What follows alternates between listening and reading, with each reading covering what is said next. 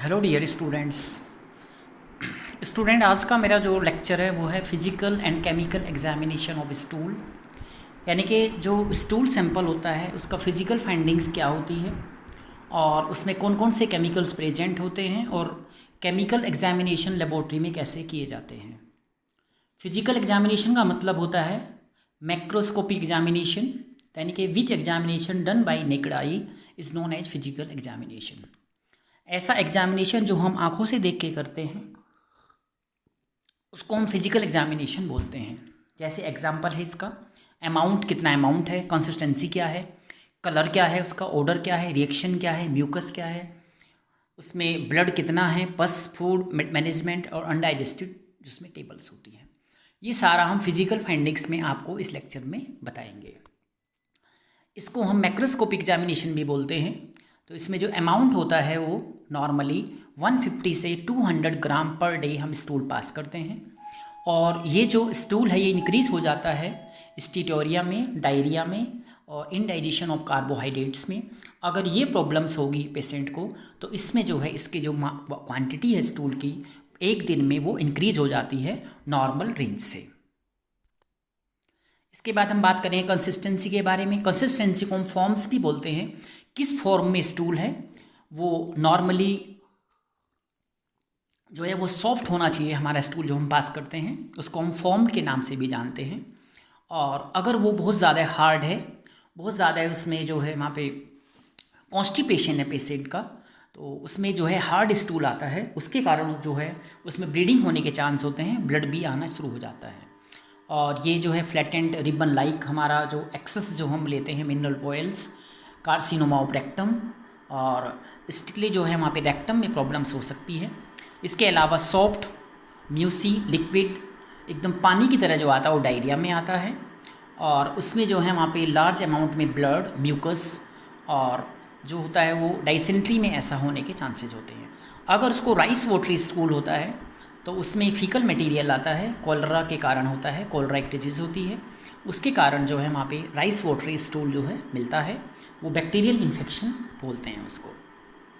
ये ब्रिस्टोल है स्टूल का चार्ट है यहाँ पे, एक type 1, type 2, type 3, type 4, type 5, type 6, type 7। ये यहाँ पे दिखा रखा है कि किस तरह का स्टूल आता है। इसमें हार्ड लम्प्स लाइक नॉट्स की तरह है, सॉसेज है इसमें शेप्ड जो एकदम बट लंपी की तरह है, और सॉसेज है ये वाला बट लेकिन इसमें क्रैक की तरह है जो सरफेस दिखाई दे रहा है। ये स्मूथ है, सॉफ्ट है एकदम, और ये बल्फी है एकदम, पूरा वाटरी है, पानी की तरह है। तो डिफरेंट टाइप्स के जो स्टूल है सैंपल इसमें ये दिखाए हुए हैं जो सामने इसमें डायग्राम है।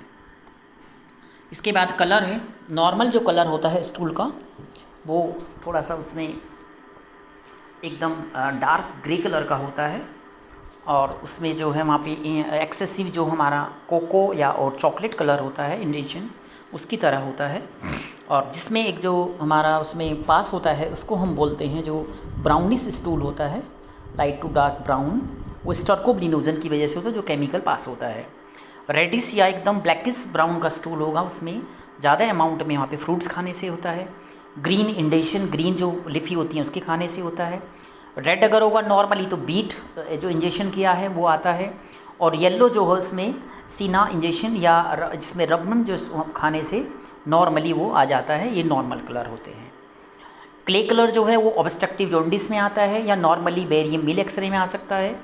Tarry black colour haemorrhagic in stomach या अपर जो जीआईटी ट्रैक्ट होता है उसमें अगर हमारा ब्लीडिंग हो जाती है तो एकदम टेरी कलर का जो है आता है। डार्क ब्राउन जो है ब्राइट रेड स्टूल जो ब्लीडिंग होती है हमारे रेक्टम में या सिग्मोइड कोलन में या लोअर पार्ट ऑफ जो हमारा लोअर पार्ट है उसमें जीआईटी में कहीं ब्लीडिंग होती है तो इस कलर का स्टूल वो मिलता है।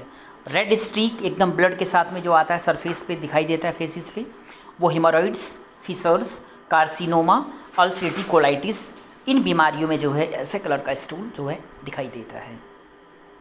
नॉर्मल जो ऑर्डर होता है स्टूल का वो एरोमेटिक होता है, इंडोल और जो उसमें स्केटोल उनके कारण होता है वो, और इंक्रीज हो जाता है एक्सेसिव प्रोटीन खाने से जब इसमें ज़्यादा इसमें हमें इसमें ऑर्डर आता है। सोर एंड जो है फैटी एसिड, मिल्क इंडाइजेशन, और बच्चों में होता है मोस्टली ये, इनमें जो है ऐसा आता है। पुटरीट जो है वो सीवियर डायरिया में या मैलिग्नेंसी में या जो जिसमें गैंग्रियस डायसेंट्री होती है उसमें जो है पुटरीट जो है वहाँ पे स्मेल आती है। रिएक्शन, नॉर्मल जो रिएक्शन होती है स्टूल की वो न्यूट्रल होती है। पीएच जो है वेरीज करता है 6.9 टू 7.2 और पीएच जो है डिपेंड करता है बैक्टीरियल फर्मेंटेशन के ऊपर कि वहाँ पर जो पुट्रीफेक्शन कैसा हुआ है बोवल में, कितने बैक्टीरिया हैं वो उनके ऊपर डिपेंड करता है। ज़्यादा एल्कलाइन आता है हाई प्रोटीन लेने से और एसिडिक ज़्यादा होता है कार्बोहाइड्रेट का ज़्यादा इंजेक्शन करने से, ज़्यादा कार्बोहाइड्रेट लेने से। म्यूकस, थोड़ा बहुत जो म्यूकस होता है वो नॉर्मल स्टूल में आता है, लेकिन लार्ज अमाउंट में अगर म्यूकस आएगा तो वहाँ पे जो उसके फेसिस है वो गट में से आता है, स्मॉल गट होता है। और एक्सेसिव जो हमारी क्वांटिटी में म्यूकस जो आएगा वो उसके इंटेस्टाइन में इन्फेक्शन होगा। एंटायरली जो म्यूकस होगा वहाँ पे कोई फेसिस नहीं होगा, उसके ऊपर म्यूकस लिपटा होगा स्टूल के ऊपर, स्टिकी ब्लड भी होगा, वो डायसेंट्री में, एलियोकोलाइटिस में और जो अदर जो बीमारी होती है इंटरसेप्शन में ये इसका ऐसे ब्लड वहाँ पर म्यूकस आ सकता है। करेक्शन के बारे में बात करेंगे। जो इन्फेंट्स होते हैं वाइटिस जो है इतने कलर का आता है क्योंकि वो दूध पीता है, मिल्क लेता है। और गॉलब्लैडर जो स्टोन होता है उसमें भी रेयरली जो है ये पाया जाता है, इस कलर का जो स्टोन होता है।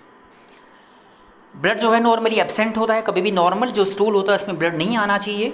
और फॉर्म जो स्टूल होता है वो स्टिकी ब्लड, वो लीजन्स होते हैं उसके में ऑटकोइलन में, रेक्टम में और एनल कैनाल में।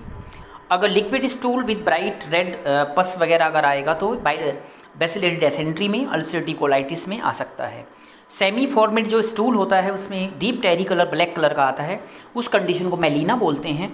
मेलिना एक वो कंडीशन होती है जो ब्लड जो है वहाँ पे स्टूल में प्रेजेंट होता है। और loose stool with the deep cherry red colour, उसको भी मेलिना कंडीशन का नाम दिया जाता है। पस, नॉर्मली जो पस सेल होते हैं वो स्टूल में एब्सेंट होते हैं, कभी भी नॉर्मल स्टूल में पस सेल नहीं आने चाहिए। लेकिन पस अगर ब्लडी म्यूकस में आता है तो उस पेशेंट को अल्सरेटिव कोलाइटिस हो सकता है, बेसिलरी डायसेंट्री हो सकती है, अल्सरेटिव कार्सिनोमा होने के चांस होते हैं। ये पूरे प्रॉपर टेस्ट करने के बाद ही पता चलता है। उसके बाद में जो ग्रोस फूड वहाँ पे हम एग्जामिनेशन करेंगे इसमें, तो नॉर्मली जो स्टूल में है वहाँ पे अनडाइजेस्टेड जो टेबल्स है उसमें दिया गया है, नीचे बताया हुआ है कि अनडाइजेस्टेड जो हमारा फूड्स है वो भी वहाँ पे पास आउट होता है। और इसके बाद जो हम केमिकल एग्जामिनेशन करेंगे स्टूल का कि स्टूल में कौन कौन से केमिकल्स पास आउट होते हैं और उनको लेबोरेटरी में हम कैसे टेस्ट कर सकते हैं। नॉर्मली या एबनॉर्मली जो केमिकल्स होते हैं उनको हम आगे आपको बताएंगे। इसमें केमिकल एग्जामिनेशन में एसिडिटी चेक करते हैं, बेसिसिटी चेक करते हैं, फैट्स, नाइट्रोजन, स्ट्रोगोबिलिनोजन, कॉर्फोबिलिनोजन और कल्ट ब्लड, रिड्यूसिंग शुगर, ये सब जो है इसमें हम जो है यहाँ पे टेस्ट करते हैं। मोस्ट कॉमनली जो हम ये केमिकल यूज़ करते हैं वो एकदम पीएच, ऑकल्ट ब्लड और रिड्यूसिंग सब्सटेंस, ये 3 टेस्ट जो हैं मेनली हम स्टूल के अंदर जो है टेस्ट किए जाते हैं। फैट्स जो है नॉर्मली 20% जो टोटल सोडीज का होता है। और जो लिपिड्स मेजर करते हैं फैटी एसिड में 2 to 5 ग्राम 24 आवर्स में आता है। और डाइटरी इनटेक जो हम लेते हैं स्टूल का जो कलेक्शन है उस पर डिपेंड करता है। और इसके अलावा जो डाइट है उसमें 100 ग्राम जो फैटी एसिड हम डेली लेना चाहिए। 3 डे स्टूल में कलेक्शन जो हम करेंगे उसको 6 ग्राम से जो ज़्यादा है वो उसमें एबनॉर्मल होता है, फिर वो आता है। क्वांटिटेटिव और सेमी क्वांटिटेटिव जो मेथड्स होते हैं वो करते हैं ग्रेविमेट्रिक मेथड, आइसोटोपिक टेक्निक्स जिसको रेडियो आइसोटोप्स के द्वारा किया जाता है, इलेक्ट्रिकल कैपेसिटेंस मेथड और टाइट्रिक मेथड जो वैन डेन कमर ने इसको डिस्कवर किया था। ट्राइमेट्रिक मेथड में हम क्या करते हैं, इसमें हम जो है यहाँ पे बॉयल करते हैं विद एल्कोहलिक पोटेशियम हाइड्रोक्साइड को और वो कन्वर्ट हो जाता है फैट और फैटी एसिड में और वो सोप में चेंज हो जाता है। उसके बाद कूल करते हैं, फिर वहाँ पर हाइड्रोक्लोरिक एसिड हम ऐड करते हैं जो कन्वर्ट कर देता है उसको फैटी एसिड में। और फैटी एसिड जो एक्सट्रैक्ट हो जाता है वहाँ से अलग हो जाता है पेट्रोलियम ईथर के द्वारा। एलिक्वेट जो है हमारा इवेपोरेट हो जाता है इसमें और इसके बाद जो हमारा अल्कोहल है वो उसको न्यूट्रेट कर देता है। और उसके बाद हम सोडियम जो हाइड्रोक्साइड उसके साथ टाइट्रेट करते हैं और फैट को फिर हम कैलकुलेट करते हैं कि कितना वहाँ पे फैटी एसिड जो है वो अवेलेबल है। इलेक्ट्रिक जो हमारा कैपेसिटेंस मेथड है उसमें क्या करते हैं, फीकल जो सस्पेंशन है उसको हम एक्सट्रैक्ट करते हैं हम सॉल्वेंट में जो कि वो होता है क्लोरीनेटेड बेंजीन जो होता है। उसके बाद एक्सट्रैक्ट करते हैं, उसको फ़िल्टर करते हैं जो भी हमने सॉल्यूशन तैयार किया था और इलेक्ट्रिकल कैपेसिटेंस के द्वारा वहाँ पे मेज़र किया जाता है।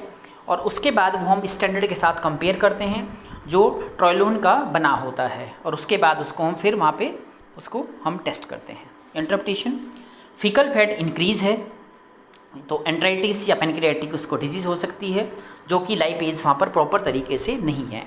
सर्जिकल रिमूवल हो सकता है सेक्शन जो इंटेस्टाइन का।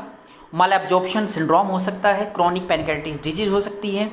न्यूट्रल फैट इंक्रीज या यूज ऑफ रेक्टल वहाँ पे स्पेटोफोरेसिस कर सकते हैं। इंजेक्शन ऑफ द जो कास्टर ऑयल होता है, ये सब जो है यहाँ पे हम यूज कर सकते हैं। नाइट्रोजन के बारे में बात करेंगे। ये वेरीज होता है अमाउंट के बेस पे जो हम डाइट लेते हैं। नॉर्मली 1.5 ग्राम पर डे ये इंक्रीज आता है और इंक्रीज हो जाता है ये यहाँ पे एजोट्रिया में और पैनक्रियाटिक हाइलिया में, और इसके अलावा पैनक्रियोटोजेनियस फैटी डायरिया में। आइडियोपैथिक जो स्टीटोरिया है उसमें भी जो है इसकी मात्रा बढ़ जाती है नाइट्रोजन की। स्टर्कोबिलिनोजन के बारे में बात करेंगे।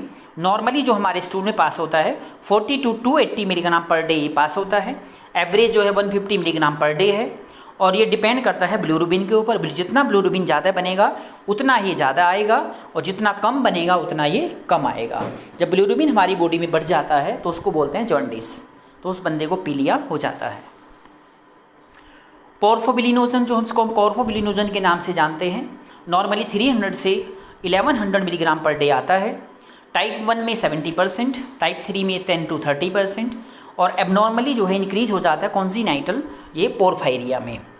एबनॉर्मली ये डिक्रीज हो जाता है किसी को लीवर डिजीज़ हो, सिरोसिस, हेपेटाइटिस या कोई और प्रॉब्लम्स हो, तो उसमें ये जो है इसकी मात्रा जो है नॉर्मल से ज़्यादा हो जाती है।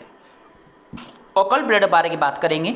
ओकल ब्लड को हम हिडन ब्लड बोलते हैं, जो कि हम उसको देखेंगे तो ब्लड हमें आंखों से दिखाई नहीं देगा, लेकिन जैसे हम टेस्ट करेंगे तो उसमें वो पॉजिटिव आएगा। तो यहाँ पे हम क्या करते हैं, यहाँ पे हम डिटेक्टेबल अमाउंट जो है वो वहाँ पर देखते हैं। नॉर्मली जो है ब्लड कभी भी स्टूल में नहीं आना चाहिए। नॉर्मली जो है उसको हम नील मानते हैं, नेगेटिव मानते हैं, और एबनॉर्मल जो है कंडीशंस में ओकल ब्लड जो है पॉजिटिव आता है, जैसे हेमोरेज में, और जो GIT में हेमोरेज हो जाता है, पेप्टिक अल्सर में, कोलाइटिस में, और इसके अलावा बहुत सारी डिजीज़ में ये आ जाता है। इसके लिए टेस्ट करते हैं बेंजाडिन टेस्ट, ग्वाकिंग टेस्ट और ऑर्थोटोलोडिन टेस्ट। ये मोस्ट कॉमन जो टेस्ट है इनमें से बेंजाडिन टेस्ट जो है ये मोस्ट कॉमन टेस्ट है जो लेबोरेटरी में किया जाता है। बेंजाडिन टेस्ट, इसमें हम क्या करते हैं 4 ग्राम बेंजाडिन लेते हैं 100 ml ग्लिसरॉल एसिटिक एसिड में।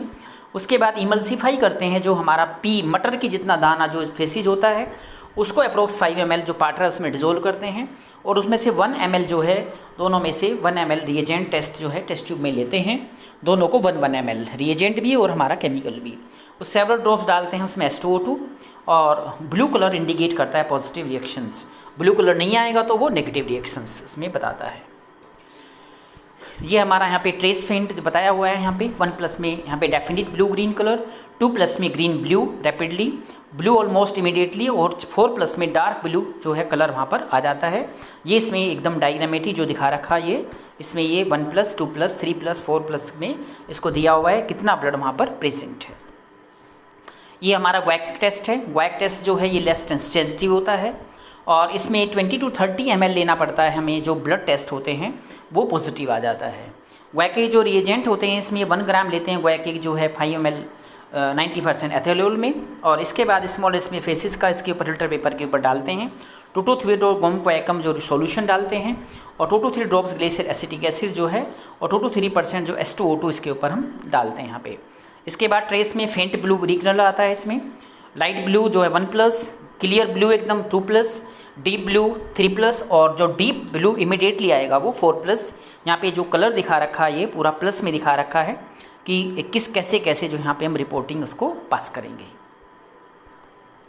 ऑर्थोटोलोडिन टेस्ट होता है, ये इंटरमीडिएट सेंसिटिव है, बीच का है, ये ना ज़्यादा ना कम। इसमें हम जो स्टूल होता है वो फिल्टर पेपर के ऊपर लेते हैं एप्लीकेटर की हेल्प से। उसके बाद कुछ ड्रॉप्स उस पर डालते हैं हम रिएजेंट की, जो हमारा ऑर्थोटोलोडिन रिएजेंट होता है। इसमें बेरियम हाइड्रोक्साइड होता है और ग्लिसरॉल एसिटिक एसिड होता है। 30 सेकंड एग्जामिन करने के बाद ब्लू कलर आता है तो उसको हम पॉजिटिव देते हैं। ब्लू ग्रीन कलर जो है 30 सेकंड में आता है तो उसको पॉजिटिव टेस्ट दिया जाता है। तो ये हम यहाँ पे एग्जामिन करते हैं ऑर्थोटोलोडिन टेस्ट।